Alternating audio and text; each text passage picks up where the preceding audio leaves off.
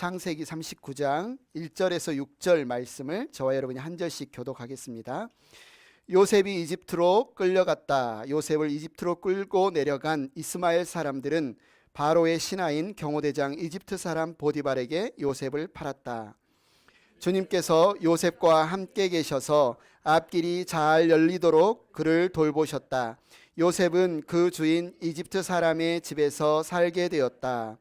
그 주인은 주님께서 요셉과 함께 계시며 요셉이 하는 일마다 잘 되도록 주님께서 돌보시는 것을 알았다.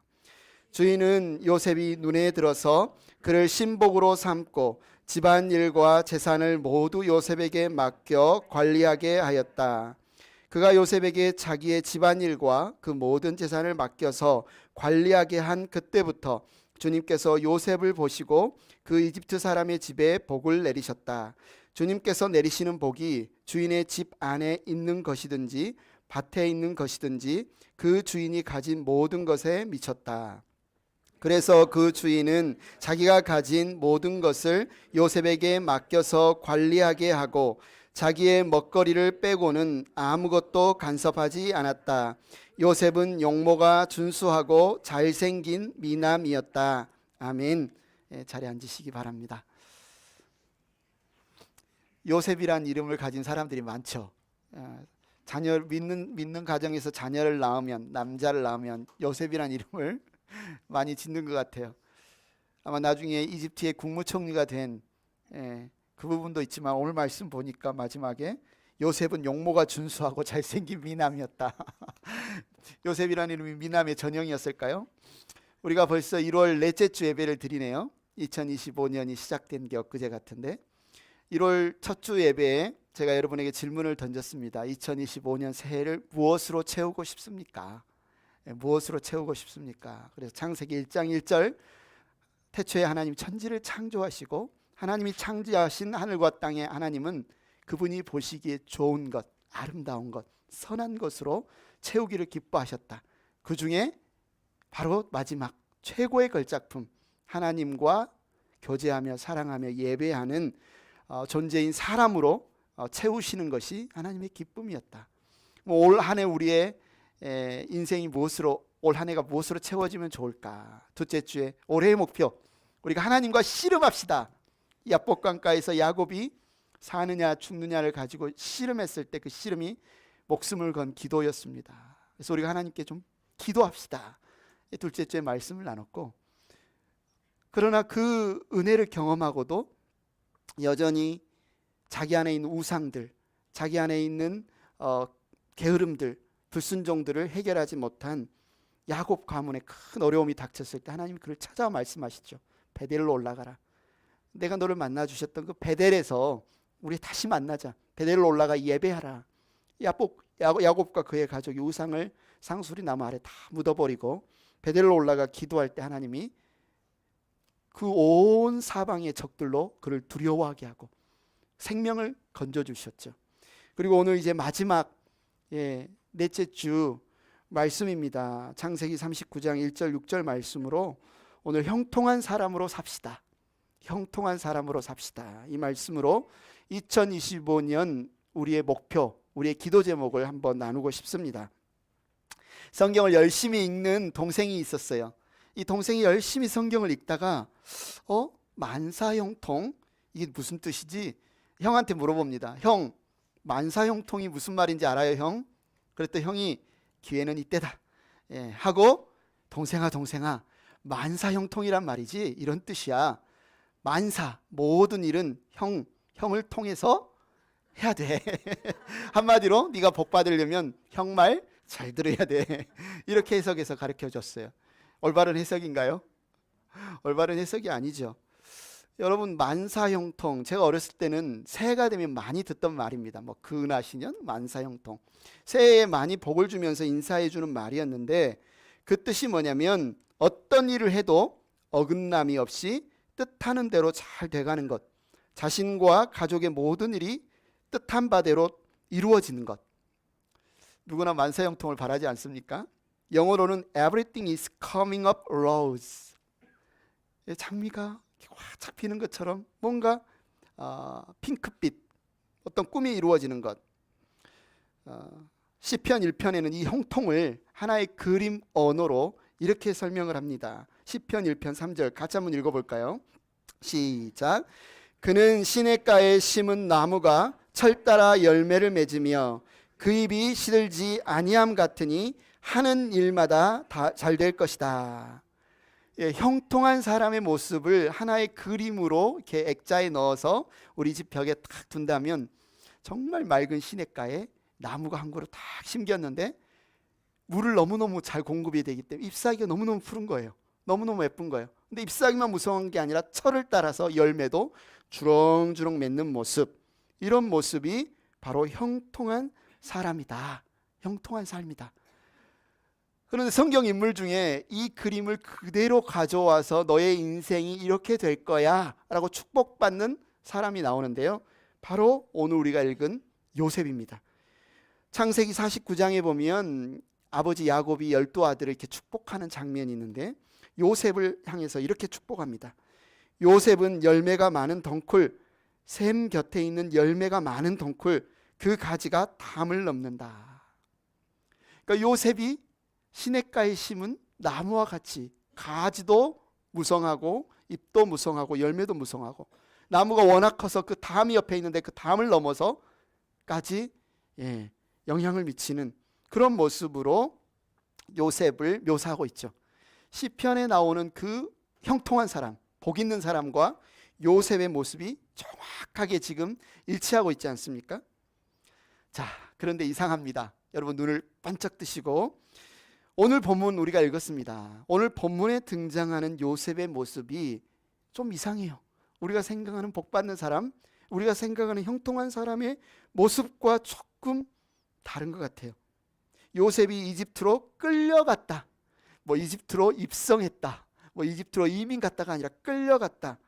요셉을 이집트로 끌고 내려간 이스마엘 사람들은 바로의 신하인 경호대장 이집트 사람 보디발에게 요셉을 팔았다. 끌려갔고 팔았다. 여러분 요셉을 잘 알고 있지요.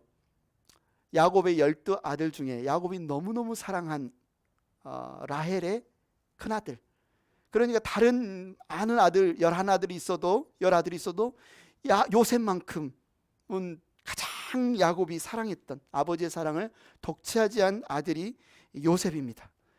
그런데 그것 때문에 결국 형들의 시기를 받습니다. 형들이 일하고 있는데 가서 좀 돌아보고 와라.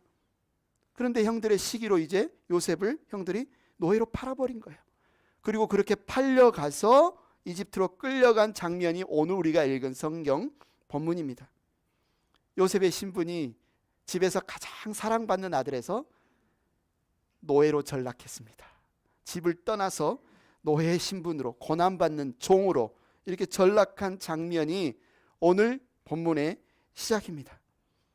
그런데 너무나 이 요셉의 인생의 이 절망적인 인생, 나락가는 인생, 망한 인생에 어울리지 않은 단어가 여기에 등장한다는 거죠.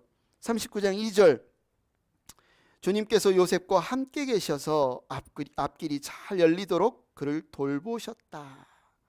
세 번역에는 이렇게 번역을 했고요, 영어에서는 He became a successful man, 성공적인 사람이 되었다.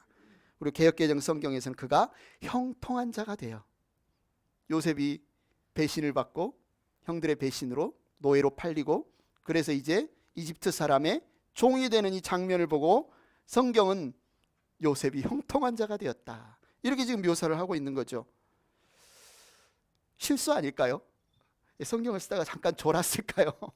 아니, 요셉이 아니라 다른 인물과 헷갈렸을까요? 아니에요. 왜 아니에요? 한 번만 등장하면 뭔가 그럴 수 있지만 2절에 앞길이 잘 열리도록 그 형통한 인생이 되었다, 이 말이 2절에서 그치는 것이 아니라 3절에 또 나옵니다. 개역개정 성경에 그의 주인이 여호와께서 그와 함께 하심을 보며 또 여호와께서 그의 범사에 형통하게 하심을 보았더라. 우리 세번역 성경에 요셉이 하는 일마다 잘 되도록 주님께서 돌보시는 것을 알았다. 23절, 간수장은 요셉에게 모든 일을 맡기고 아무것도 간섭하지 않았다. 그렇게 된 것은 주님께서 요셉과 함께 계시기 때문이며 주님께서 요셉을 돌보셔서 그가 하는 일은 무엇이나 다 잘되게 해주셨기 때문이다. 범사에 형통하게 해주셨기 때문이다. 한 번도 아니고 두 번도 아니고 3-4번 이상을 요셉이 지금 형통한 인생이야. 하나님이 함께 하시니까 지금 형통하고 있어. 이렇게 증언하고 있는 거죠. 그런데 상황은 이상합니다. 배신을 당했어요. 노예 생활을 해요. 감옥에 갇혔어요. 그런데 이 고난과 억울함의 연속인데 오늘 성경은 그의 인생 가운데 형통이라고 딱 새겨 넣는다는 거죠. 요셉의 인생은 형통. 그의 형편은 배신, 타국살이, 노예 생활, 감옥 생활. 그럼 이게 우리가 생각하는 형통, 우리가 생각하는 복받은 인생과 성경이 말하는 이 표현이 좀 뭐가 차이가 있지? 우리는 조금 헷갈립니다. 오늘 2절 말씀을 다시 한번 봅니다. 주님께서 요셉과 함께 계셔서 앞길이 잘 열리도록 그를 돌보셨다. 앞길이 잘 열리도록 그를 돌보셨다. 어떤 상황이에요? 요셉이 형의 배신을 받고 노예로 풀려갔을 때. 여기서 일이 잘 풀린다는 뜻은 무슨 뜻일까요? 우리가 생각할 때 하나님이 함께 계셔서 요셉의 인생이 잘 풀렸다. 그가 노예에서 풀려났다. 그래서 보고 싶은 아버지가 계신 고향으로 돌아갔다. 노예 생활이 끝났다. 이런 것을 기대하지 않습니까? 이게 어떤 문맥이나 이게 잘 우리의 생각한 흐름에 잘 맞을 것 같잖아요. 그런데 오늘 말씀은 이렇게 끝됩니다. 앞길이 잘 열리도록 그를 돌보셨다. 근데 그 뒤에 요셉은 그 주인 이집트 사람의 집에 살게 되었다. 새빵살인가요? 뭘로 살게 되는 겁니까? 종살이로, 노예로. 하나님이 그와 함께 하셨고 그가 형통했는데 그 형통함의 증거가 노예살이가 계속되게 되었다. 노예 신분으로 계속되게 되었다. 고향으로 돌아가지 못하게 되었다. 계속 노예로 살게 되었다. 지금 이렇게 말씀하고 있는데 우리가 여기에 이제 막 걸림이 있는 거예요. 이게 형통한 인생 맞아요? 이게 복받은 인생이라고 우리가 말할 수 있어요? 요셉이 아마 노예로 팔릴 때 나이가 17살이었을 거라고 생각합니다. 사람들이 17살. 그리고 요셉이 나중에 이집트 국무총리가 되었을 때 나이가 30살. 그러면 이 노예로 팔리고 노예 생활하고 감옥 생활한 인생이 거의 13년. 이 13년을 요셉은 노예로 살고 죄수로 살고, 그런데 그런 인생을 가리켜 하나님이 함께 하심으로 그가 형통한 삶이었다. 이렇게 지금 표현하고 있는 것입니다. 요셉의 인생이 여러분도 살다 보면 억울한 일이 있으시잖아요. 제가 이렇게 들어보면 사기 당한 적도 있고, 그죠? 억울한 일이 있잖아요. 배신 당한 적도 있고. 근데 요셉의 인생도 꽤 억울합니다. 여러분이 방금 말한 것처럼 형들에게 팔렸어요. 누구에게요? 형들에게, 친형에게. 여러분이 친가족에게 여러분이 배신 당했다면 어떨까요? 그렇게 아끼고 사랑했던 형들이 자기를 죽이려고도 했고 팔아버린, 아마 수없이 잠을 못 자며 어떻게 형들이 나에게 이렇게 할 수 있을까? 고통스러운 밤을 보냈을 겁니다. 첫 번째 억울한 일이죠. 두 번째 억울한 일, 보디발의 아내가, 그죠? 유혹했을 때. 그는 젊은 나이입니다. 아무도 없는 것 같습니다. 젊은 혈기에 얼마든지 그 유혹에 넘어갈 수도 있었을 텐데 그는 하나님을 믿었고 하나님이 지켜보시는 것을 알았고 내가 어찌 하나님 앞에 범죄하랴, 이 믿음을 가지고 믿음을 지켰는데 결과는 뭐예요? 누명이에요. 결과는 감옥행이에요. 자기의 억울함이 풀린 게 아니고 오히려 믿음을 지켰는데, 정절을 지켰는데 모함당하고 감옥에 갇히게 돼요. 해도 너무하잖아요. 해도 너무한 고통의 시간이잖아요. 그런데 그런 인생을 가리켜 오늘 성경은 요셉은 형통한 인생이었다, 이렇게 이야기를 하는 거죠. 세 번째로 요셉에게 또 어려웠던 시간, 감옥에 갇혔어요. 주님이 함께 하심으로 간수장이 그를 좋게 봐서 감옥의 모든 일을 맡겼어요. 그곳에서 술 맡은 관원장을 만나서 그가 꾼 꿈을 해석해 줍니다. 그가 풀려나고 이제 풀려나게 되면 저를 잊지 말아주세요. 제가 억울하게 갇혀 있습니다. 제발 저를 왕에게 이야기해줘서 저의 억울함을 풀어서 이 감옥에서 나가게 해주세요. 간절히 부탁합니다. 창세기 40장 14절 이야기하죠. 15절에도 이야기하죠. 한 번만 부탁했겠습니까? 같이 감옥에 갇혔을 때 여러 번 이야기했을 겁니다. 여러 번 토로했을 겁니다. 그런데 정말 그 해석대로 풀려나요. 술 맡은 관원장이, 시종장이. 이제 기다리기만 하면 돼요. 이제 내게도 좋은 소식이 오겠구나. 하나님께서 내 기도를 들어주시는구나. 이제 풀려나겠구나. 그런데 40장 마지막 절은 어떻게 기록하고 있어요? 같이 한번 읽어볼까요? 40장 23절 시작.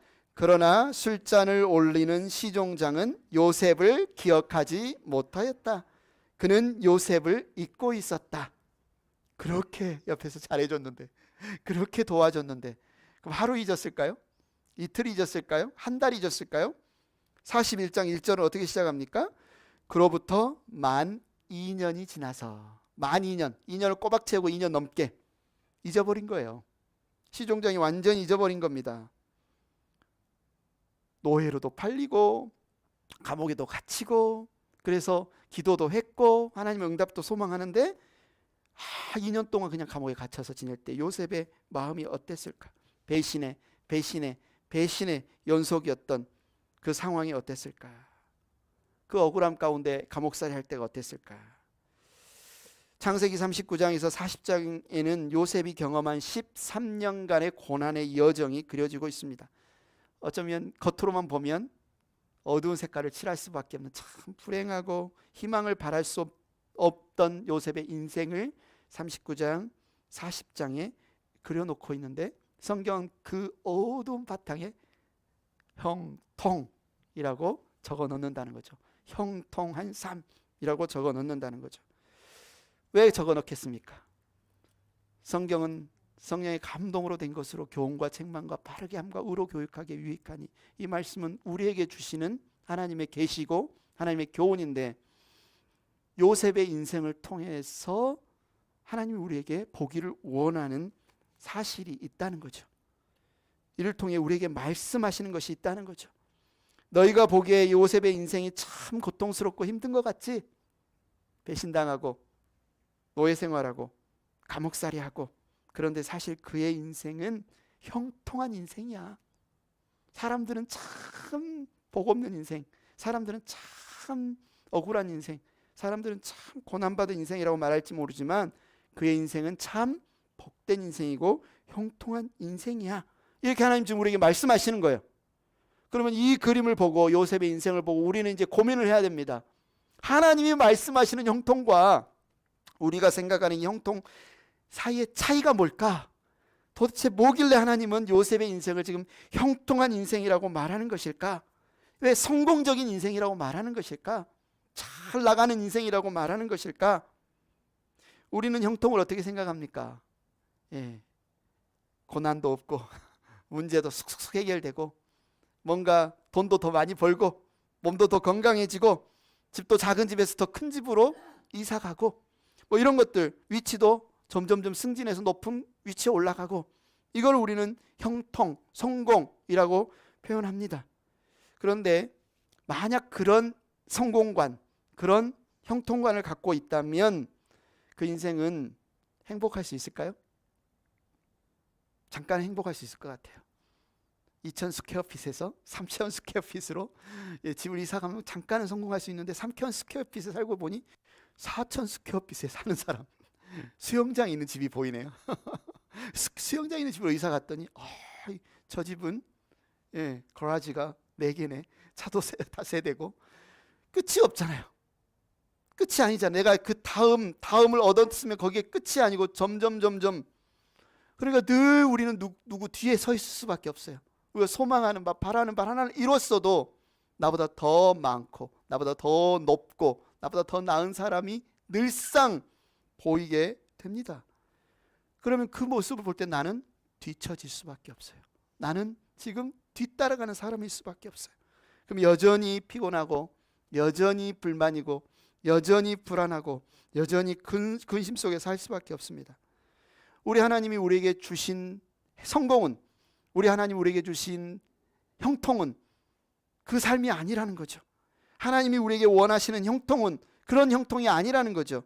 그래서 오늘 말씀을 통해 하나님이 요셉의 고난의 여정을 보여주시면서 형통이란 말이지, 이게 형통이야, 성공이란 말이지 이게 성공이야. 하나님이 우리에게 올 한 해를 채우기를 원하는 성공, 채우기를 원하는 형통은 이거야 라고 우리에게 보여주시는 겁니다. 자, 그러면 하나님이 말씀하시는 형통은 무엇일까요? 주님께서 우리와 함께 하시는 것이 형통이다.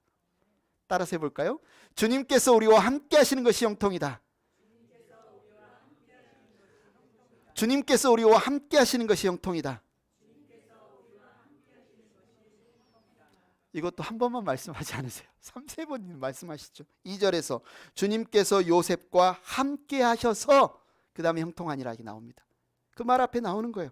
주님께서 요셉과 함께 하셔서 요셉이 형통한다. 3절에도 그 주인은 주님께서 요셉과 함께 하시며 계시며 요셉이 하는 일마다 잘 되도록, 그러니까 주님이 함께 하시니까 요셉이 형통하는구나. 23절 좀 전에 봤죠? 주님께서 요셉과 함께 계시기 때문이며 주님께서 요셉을 돌보셔서 그가 하는 일마다 무엇이나 다 잘되게 해주셨기 때문이다. 형통이 뭐지? 라고 생각하면 먼저 주님이 함께 하시는 삶이구나.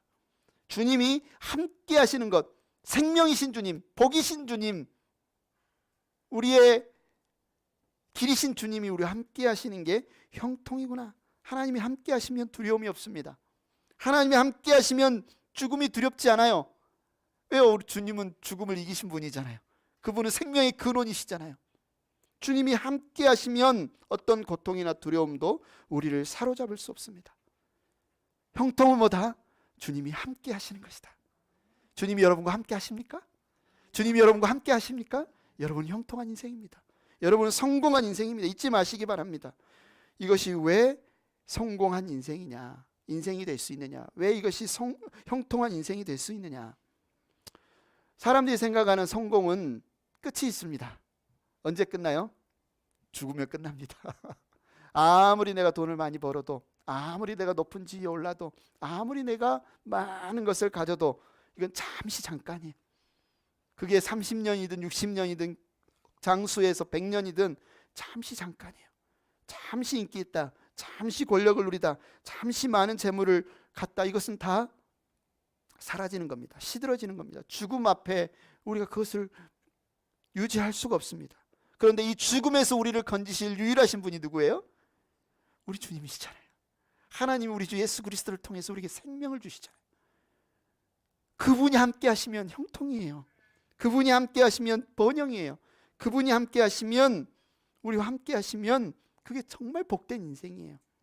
만약 우리가 일반적으로 생각하는 세상적인 의미의 성공관을 갖게 되면, 이 사람은 좀 나이가 들었네 많이. 이 사람은 우리 회사에 채용 안 돼. 왜? 지금 40세가 넘었어. 60세가 넘었어. 이건 실패한 인생이에요. 죽음이 임박한 사람은 실패한 인생이에요. 오래 살아야 되는데 시한부가 됐네. 이제 6개월, 1년밖에 못 산다는 실패한 인생이죠. 장애인은 두 팔이 잘리고 닉 부이치치처럼 사지절단 태어날 때, 그죠? 이런 인생은 완전 루저, 실패한 인생이죠. 가난한 사람에게 어떤 형통을, 홈리스에게 어떤 형통을 기대할 수 있겠습니까? 그러나 하나님께서 함께하는 것이 형통이라고 믿으면, 하나님이 홈리스와 함께하면 형통입니다. 하나님이 장애우와 함께하시면 형통입니다. 하나님이 가난한 사람과 함께하시면 형통입니다. 혈루병 걸린 여인, 눈먼 자, 문둥병자, 거지 바디메오, 매국노 삭개오, 주님이 함께하시면 형통이에요. 다리 잘려도, 눈이 안 보여도, 돈이 없어도, 병 걸려도 주님이 함께하시면 형통이다라고 하나님은 말씀하시는 겁니다. 첫째, 뭐가 형통이다? 주님이 함께하시는 인생이 형통이다. 두 번째, 완전히 망할 상태에서 망하지 않고 버티는 것이 형통이다. 굉장히 역설적이죠. 형통의 진정한 의미를 역설적인 측면에서 우리가 살펴볼 수 있는데요. 우리는 보통 형통을 잘 되는 것, 지금보다 훨씬 잘 되는 것, 점점 더 잘 되는 것으로 이해하는 경향이 있는데, 오늘 말씀을 보면, 요셉의 인생을 보면 완전히 망할 상태인데 끝난 인생인데 끝나지 않아. 버티고 있어요. 이거 완전히 끝난 인생인데 끝나지 않고 버티고 있는 것을 성경은 이거 형통이야. 왜? 주님이 함께 하시기 때문에 죽지 않은 거야. 엎드러져도 완전히 망하지 않은 거야. 이렇게 이야기를 하고 있는 겁니다. 우리가 이 자리에 모여서 건강한 발로 걸어와서 이 시간 예배드리고 이 자리에 모인 이 순간에도 병원에는요 아픈 사람 엄청 많습니다. 저도 병원에서 큰 수술 받고 병원에 있어 본 적이 있는데 정말 아픈 사람 많더라고요. 그 중에서도 정말 오늘 내일 하시는 분들도 많습니다. 그들에게 오늘의 기도 제목은 뭐겠습니까? 주님, 오늘 하루 더 버티게 해주셔서 내 사랑하는 가족 얼굴 한 번 더 보게 해주세요. 내 사랑하는 아들, 딸, 사랑하는 남편, 아내 얼굴 한 번 더 보게 해주세요. 오늘 하루 버티게 해주세요. 그리고 그렇게 버티면 그가 성공한 겁니다. 그가 형통한 겁니다. 아마 우리도 주님이 부르실 때가 올 거예요. 우리도 주님 앞에 그렇게 기도할 때가 올 겁니다. 그렇게 하나님 은혜 주시면 하루도 버틸 수 있고 그렇게 살 수 있을 때 그게 형통입니다. 죽음을 눈앞에 둔 사람이 죽지 않고 목숨을 부지할 수 있는 것, 완전히 망해서 끝난 사람인데 끝나지 않고 버텨내는 것, 이것이 또 다른 의미의 형통이다. 신명기 22장 23절 24절 제가 읽어드리겠습니다. 한 남자와 약혼한 처녀를 다른 남자가 성 안에서 만나서 정을 통하였을 경우에 두 사람은 다 성문 밖으로 끌어다 놓고 돌로 쳐서 죽여야 합니다. 그 처녀는 성 안에 있으면서 소리를 지르지 않았기 때문이요, 그 남자는 이웃의 아내를 범하였기 때문입니다. 그래야 당신들은 당신들 가운데서 이런 악의 뿌리를 뽑아야 합니다. 이게 이제 이스라엘에게 주신 하나님의 율법인데, 이 율법이 이스라엘에게만 있었느냐? 당시 고대 근동에 어느 정도 보편적으로 통용되던 법입니다. 그러니까 이미 결혼한, 약혼이면 결혼이라 쳐줬으니까 결혼한 부부를 누군가 범하려고 할 때 그게 들통나면 어떻게 해야 된다?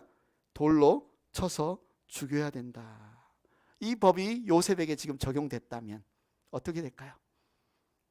물론 억울한 일이지만 소리를 지릅니다. 보디발의 아내가 저놈이 나를 강간하려고, 범하려고 했습니다. 그렇게 현장에서 현장범으로 잡히면 이 율법이 어떻게 돼요? 사형입니다. 사형이에요. 바로 끌고 나서 돌로 쳐서 죽여야 돼요. 그런데 이것은 일반 같은 백성들끼리의 일인데, 지금 요셉은 뭐예요? 이집트인이 아니에요. 요셉은 뭐예요? 노예예요. 하찮은 노예가 주인의 아내를 겁탈하려다가 들킨 상황이에요. 반드시 뭐 해야 돼요? 죽어야 돼요. 반드시 사형을 당해야 마땅해요. 끝났어요. 그런데 끝났습니까? 지금 오늘 이야기가 끝나지 않았어요. 돌에 맞지도 않고 사형을 당하지도 않았어요. 그가 받은 형벌은 왕의 죄수들을 가두는 감옥에 갇힌 일입니다. 요셉의 인생을 뭐라고 말하겠습니까? 주님은 형통하였다라고 말하는 거예요. 주님이 요셉과 함께 하시니 요셉이 지금 형통하였다. 죽어 마땅한 상황인데 죽지 않았다. 돌에 쳐서 죽임당할 상황인데 죽지 않고 목숨을 부지했다. 왜? 주님이 요셉과 함께 하시니 요셉이 살았다. 요셉이 경험한 이런 형통이 한 번이었습니까? 저 멀리서 동생 요셉이 오는 것을 보면서 형들이 음모를 꾸밉니다. 야, 저 꿈꾸는 놈, 저 잘난 체하는 놈, 우리 아버지의 모든 사랑을 독차지하는 놈, 야, 이번이 기회다. 여기는 외지고 오면 우리가 죽여버리자. 형들이 마음을 모읍니다. 그런데 막상 동생이 오니까 형들 중에 한 명이, 야, 잠깐 더 생각해보자. 저 웅덩이에 일단 던져놓고 잠깐 생각해보자. 웅덩이에 일단 던져놓습니다. 막 죽이자고 하는 사람도 있죠. 또 마음이 바뀝니다. 야, 저기 보니까 이스마엘 노예 상인이 보이니까 죽이지는 말고 그냥 팔아버리자.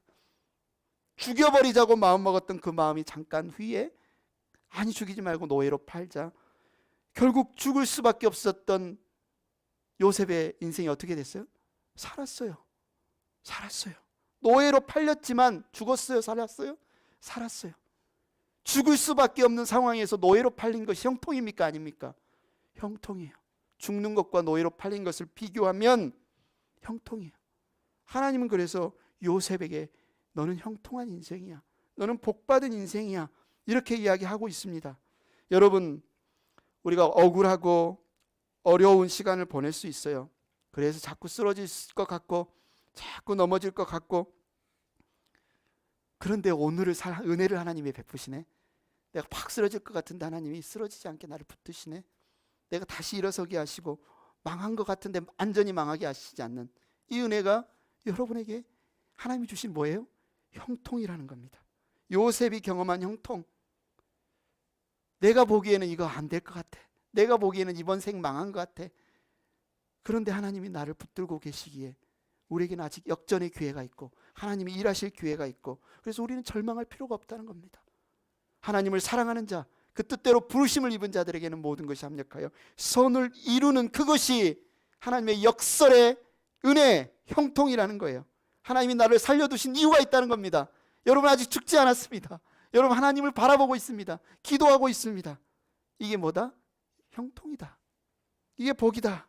첫째, 주님이 함께 하시는 게 형통이다. 두 번째, 망할 것 같은데, 죽을 것 같은데 망하지 않고 죽지 않고 버티는 것이 형통이다. 세 번째, 고난의 순간에도 누리는 은혜가 있는 것이 형통입니다. 고난의 순간에도 누리는 은혜가 있는 것. 요셉은 억울하고 고통스러운 시간을 보내고 있어요. 노예로 팔려갔고 감옥에 갇혔고, 감옥에서도 또 지인한테 잊혀지고 빚도 안 갚고 그냥 잊어버리고 2년 동안. 이런 거 생각하면 참 암울하고 우울증 걸릴 것 같은, 야 해도 안 되고 이렇게 안 돼, 이 망한 것 같아라고 생각할 수 있는 이 완전한 상황에 하나님이 베푸시는 은혜가 있어요. 이 뭡니까? 그 바둑판 말고 이렇게 여러 가지 퍼즐이 맞춰지는 것처럼 자그마한 형통. 요즘 사람들이 소확행이라고 하죠. 소소하지만 확실한 행복. 무슨 행복이 있었어요? 보디발의 집에 노예로 팔렸는데 거기에서 뭐가 돼요? 가정총무가 돼요. 신의를 얻어요. 보디발의 신의를 얻어서 가정총무가 돼요. 소확행, 소소한 행복. 감옥에 갇혔는데 또 거기서도 하나님이 함께 하시는 것을 보고 간수장이 그에게 모든 일을 맡기면서 또 이 소소한 행복을 누려요. 인정을 받고. 이때마다 성경은 주님께서 요셉과 함께 하셔서 앞길이 잘 열리도록 그를 돌보셨다. 죽을 수 있었는데 죽지 않고 노예로 팔리게 하시고, 노예로 팔려서 아주 그냥 끝날 수 있었는데 그곳에서 가정총무로 인정받게 하시고, 감옥에 억울하게 갇혀서 끝날 수 있었는데 그곳에서 끝나지 않고 간수장에게 또 인정받게 하시고. 이것은 물론 작은 행복이죠. 그냥 풀려나면 좋잖아요. 우리는 그렇게 생각하잖아요. 노예가 안 됐으면 좋겠고, 감옥에 안 갇혔으면 좋겠고, 누가 나를 확실하게 풀어줬으면 좋겠고. 이게 더 큰 어려움이 해결되지 않은 상태에서 이 작은 거, 노예 생활 여전히 하는데 총무된 거, 감옥에 여전히 갇혀 있는데 그곳에서 간수장에 보조된 거, 그게 뭔 큰 일이냐라고 할 수 있지만 성경은 이게 형통한 자의 인생이다. 이거 형통한 인생이다. 우리에게 이렇게 말씀을 해주는 겁니다.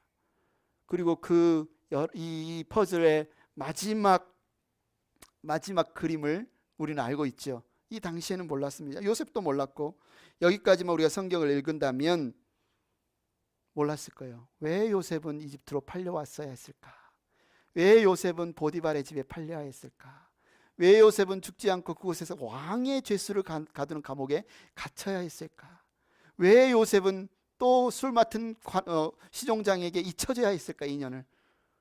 이것은 어쩌면 우울한 일의 연속이고 실패의 연속이지만 우리는 큰 퍼즐을 보면 이것이 하나님의 뜻인 것을 알 수 있습니다. 하나님의 기가 막힌 계획인 것을 알 수가 있어요. 만약 요셉이 이집트로 팔려오지 않았다면 어떻게 되었을까? 그가 모함을 받아 왕의 죄수들을 감옥에 가두는 그 감옥에 갇히지 않았다면 어떻게 되었을까? 술 맡은 관원장도 만나지 못했을 겁니다. 그러지 않겠습니까? 술 맡은 관원장을 만나서 그의 꿈을 해석해 주지 않았다면 이집트 바로가 꿈꾸었던 그 꿈을 해석하는 일로 이렇게 연결되지도 않았을 겁니다. 그러면 나중에 자연히 이집트의 총리가 되는 일도 없었을 겁니다. 요셉의 인생을 보면 어쩌면 고통의 연속이에요. 그러나 그 고통은 뭐였다? 하나님의 큰 계획 가운데 반드시 필요한 사건의 연속이었다. 요셉이 볼 때는 너무 이거 고통스러워요라 했지만 하나님이 반드시 쓰시고자 하는 일의 연속이었고, 끝에 보니까 이건 하나님의 은혜였다는 겁니다. 하나님의 역사였다는 겁니다. 하나님의 돌보심이었고, 이게 하나님의 형통이었다는 겁니다. 노예로 팔린 것이 하나님의 형통이었고, 죄인의 감옥에 갇힌 게 형통이었고, 2년 동안 그냥 잊혀져 버린 게 형통이었다.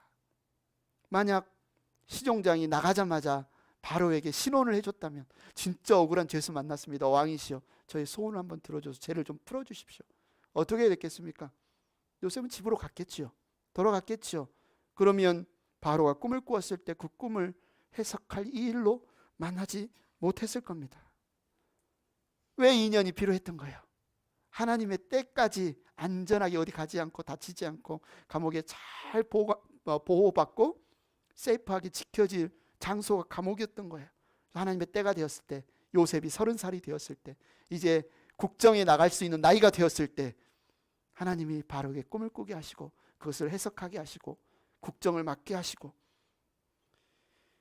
겉으로 볼 때 인생은 정말 고통의 연속인데 이 고통의 연속의 시간 속에 하나님은 이것은 하나님의 큰 그림이었고 그냥 고통 속에 내버려 두지 않고 소소한 행복을 맛보게 하셨다. 행복한 교회 가족 여러분, 여러분은 지금 어떤 상황에 처해 있습니까?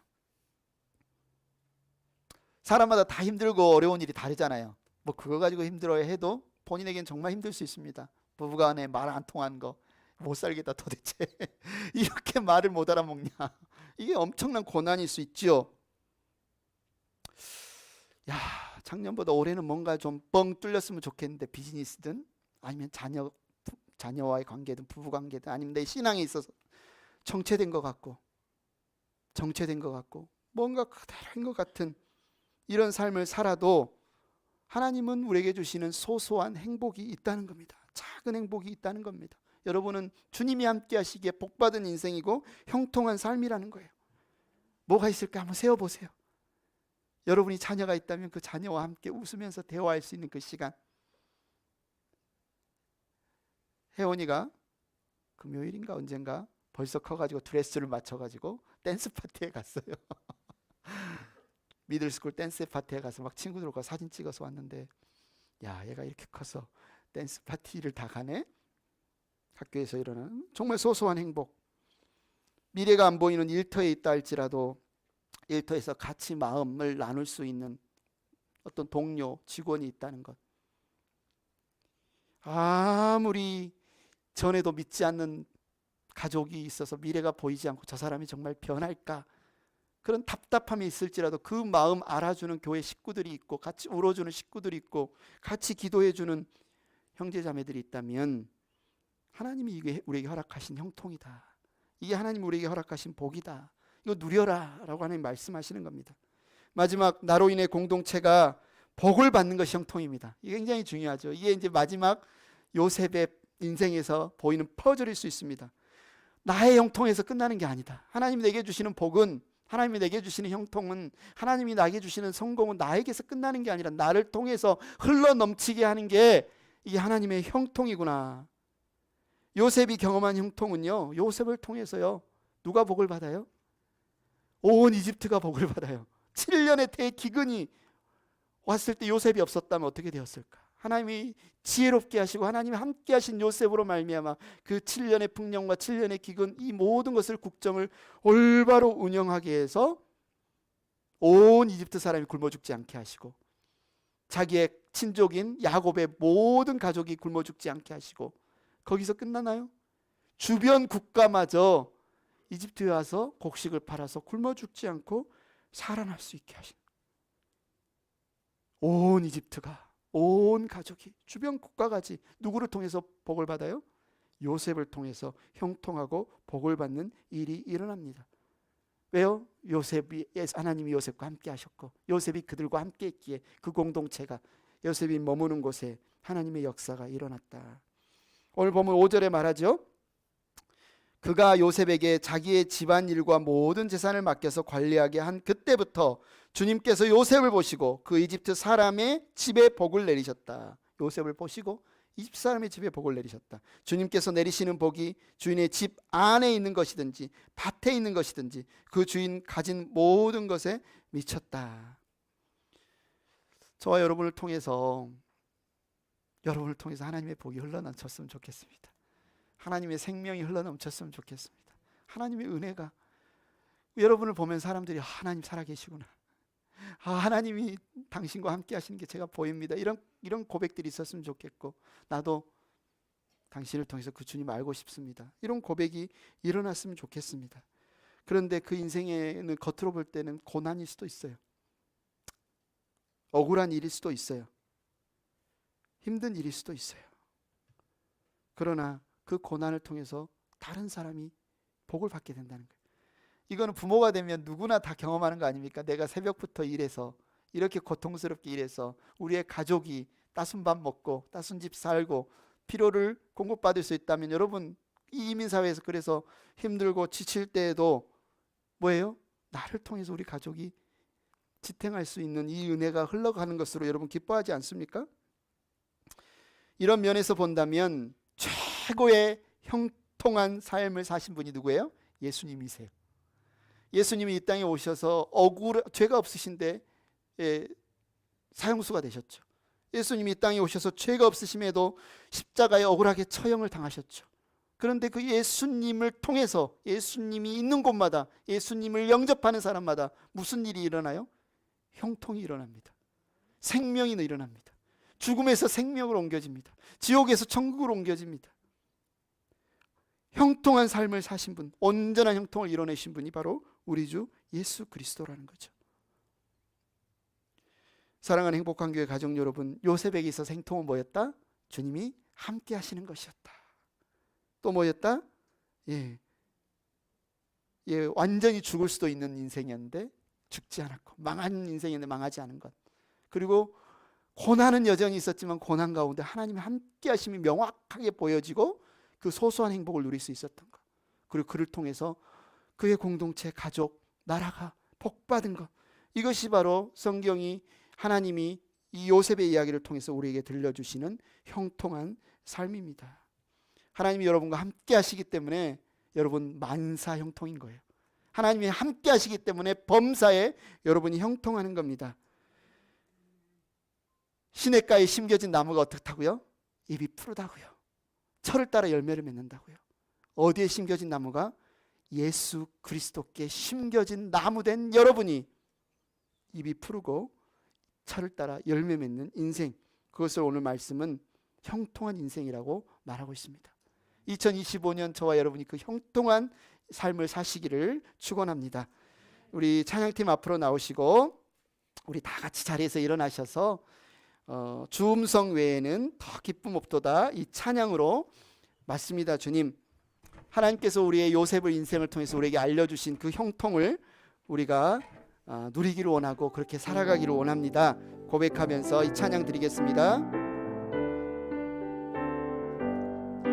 주음성 외에는 더 기쁨 없도다. 날 사랑하신 주 늘 계시옵소서. 기쁘고 기쁘도다. 항상 기쁘도다. 나 주께 왔사오니 복 주옵소서.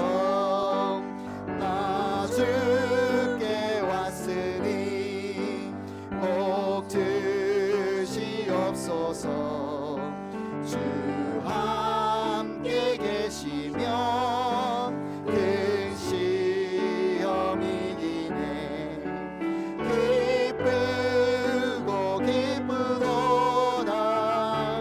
항상 기쁘도다. 나 주께 왔사오니 복 주옵소서. 주 떠나가시면 내 생명 헛되네. 즐겁고 슬플 때 늘 계시옵소서. 기쁘고 기쁘도다. 항상 기쁘도다. 나 주께 왔사오니 복 주옵소서. 그 귀한 언약을 이루어 주시고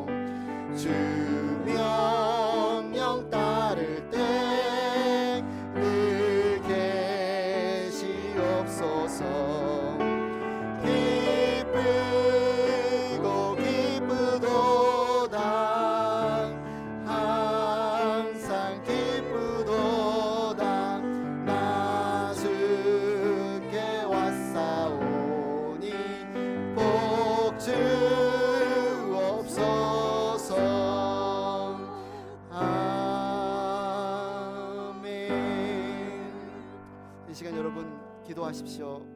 오늘 주신 말씀을 붙잡고 여러분 고백하십시오. 하나님 감사합니다. 나와 함께 하여 주시니 감사합니다. 주님 함께 하심을 믿고 그래서 내가 복된 인생, 형통한 인생임을 믿습니다. 하나님, 주님 잘하고 계십니다. 주님 참으로 잘하고 계십니다.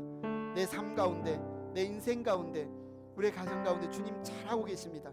겉으로 보여지는 것은 잘 안 풀리는 것 같고 어려운 것 같고 더 악화되는 것 같이 보여도 주님은 지금 잘하고 계신 줄 믿습니다. 주님, 내가 요셉과 같이 형통한 인생 중에 있사오니 하나님 뜻을 이루어 주셔서 내 입술에 감사와 찬양이 넘치고 간증할 수 있는 일이 일어날 수 있도록 이 시간 감사의 고백 드렸으면 좋겠습니다. 기도하겠습니다.